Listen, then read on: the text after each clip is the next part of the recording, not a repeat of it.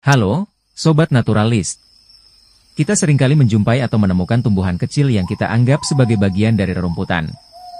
Dan kita pun abai akan tumbuhan tersebut, seperti tumbuhan yang akan kita bahas kali ini. Dan juga dikenal sebagai salah satu jenis gulma. Apa nama tumbuhan ini? Dan apa perannya di dalam ekosistem?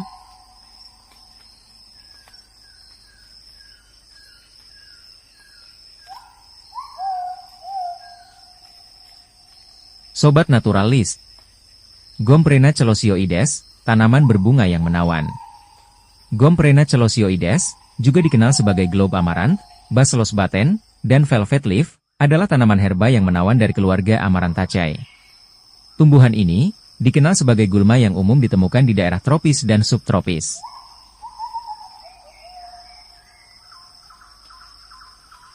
Dalam morfologinya, Gomprena celosioides memiliki batang yang tegak atau menjalar, daun berbentuk lonjong dan berwarna hijau, bunga yang berwarna putih atau merah. Di habitat aslinya, Gomprena celosioides memiliki persebaran yang luas seperti beberapa karakteristik habitat sebagai berikut. 1. Area terbuka. Seperti padang rumput, tanah lapang, dan tepi jalan. 2. Tanah yang kurang subur. Gomprena celosioides mampu bertahan di tanah yang miskin nutrisi atau terdegradasi. 3. Lahan pertanian. Dengan sifatnya yang mudah menyebar dan tumbuh dengan cepat, Gomprena celosioides sering dijumpai di area pertanian. 4. Daerah dengan sinar matahari penuh, seperti halaman rumah atau taman. 5. Dan yang terakhir, Gomprena celosioides juga dapat hidup di lingkungan yang beriklim tropis dan subtropis.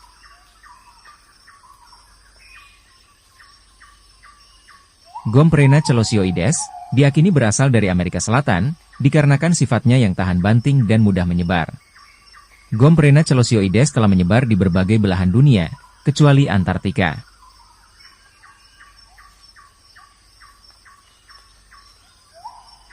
Tentu saja, penyebarannya tidak hanya dilakukan oleh alam.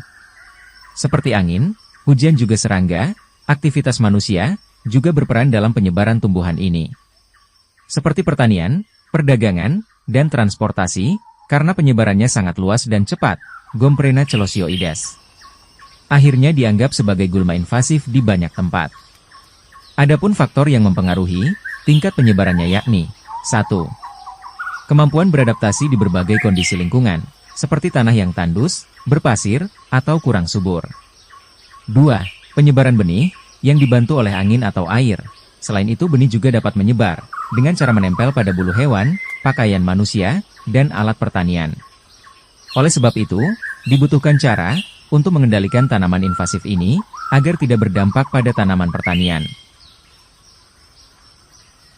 Gomprena celosioides memiliki morfologi yang khas, sehingga dapat membantu dalam identifikasi tumbuhan ini.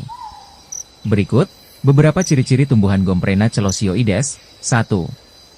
Batang biasanya berupa tegak atau merambat, berbentuk silindris, dan bercabang-cabang. Permukaan batang berwarna hijau atau kecoklatan. 2. Daun berbentuk lonjong, dengan ujung yang meruncing. Berwarna hijau, dengan permukaan sedikit berbulu. 3. Bunga tersusun dalam bentuk, kepala atau globular pada ujung batang, berukuran kecil dan rapat, dengan warna putih, atau sedikit merah muda. Setiap kepala bunga dikelilingi oleh braktea atau daun pelindung yang bersisik dan berbulu halus. 4. Buah Gomprena celosioides berukuran kecil dan kering, berbentuk kapsul yang mengandung biji tunggal. Buahnya tidak membuka atau indehiscent, artinya biji dilepaskan saat buah membusuk. 5. Akar Gomprena celosioides memiliki akar yang kuat dan menyebar luas, yang memungkinkannya bertahan di tanah yang tandus atau terdegradasi. 6. Ukuran tinggi tanaman ini bervariasi. Biasanya tumbuh antara 20–60 cm, tergantung pada kondisi lingkungannya. Morfologi Gomprena celosioides yang sederhana, namun dapat bertahan di lingkungan yang keras, membuatnya dapat tumbuh dan menyebar di berbagai habitat.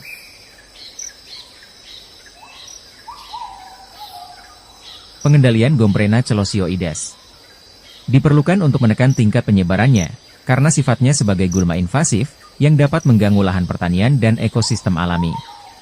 Berikut Beberapa cara yang umum dilakukan untuk setidaknya mengurangi tingkat pertumbuhan dan penyebarannya.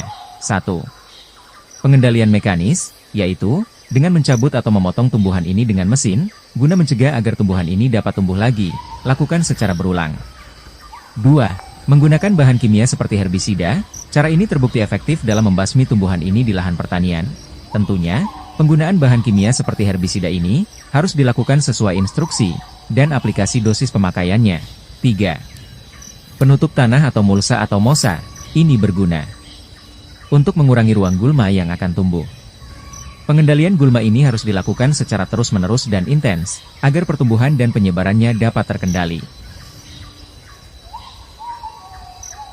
Jika tidak dikendalikan, Gomprena celosioides dapat memberikan dampak negatif lainnya seperti pada bidang pertanian, ekologis, penggunaan herbisida berlebih, karena ingin terus membasmi gulma ini. Dan dampak ekonomi, karena terganggunya produksi tanaman petani yang disebabkan oleh gulma ini. Meski memiliki dampak negatif, Gomprena celosioides tidak mungkin kalau tidak memberi dampak positif juga bagi lingkungan. Berikut beberapa dampak positif yang diperlukan alam dari tumbuhan gulma ini. 1. Sebagai obat tradisional dan alternatif. Contohnya, di beberapa budaya, tumbuhan ini digunakan dalam pengobatan tradisional untuk mengatasi peradangan dan infeksi, masalah pencernaan, demam dan flu.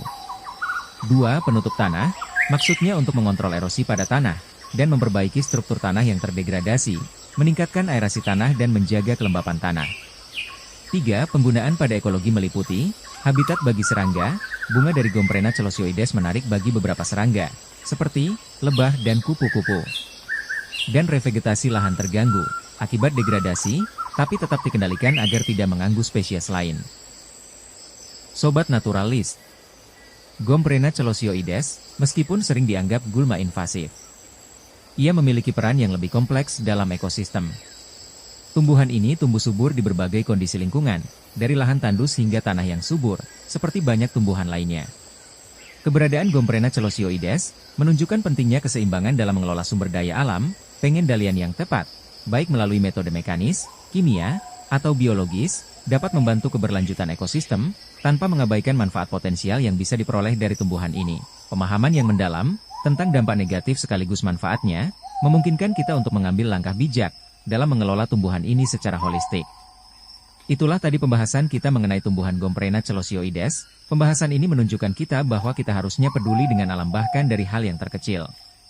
Semoga video kali ini bermanfaat. Jangan lupa like dan share jika video ini menambah pengetahuan. Salam alam. Salam Naturalis.